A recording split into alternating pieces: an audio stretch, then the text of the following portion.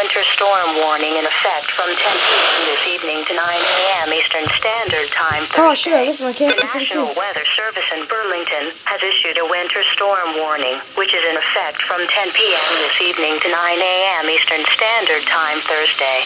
The winter weather advisory is no longer in effect. Locations: Eastern Rutland, Orange and Windsor counties in Vermont. Hazard types: a period of heavy snow. Accumulations: 4 to 8 inches of snow. Timing: rain will change to snow overnight, beginning around 10 p.m. and continue into early Thursday morning. Impacts: snow will accumulate quickly on roadways, and travel will become overnight.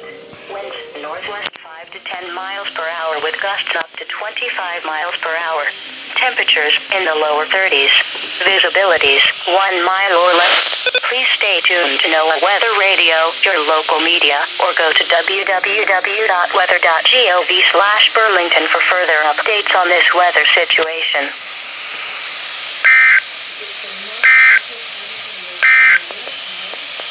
Winter storm warning in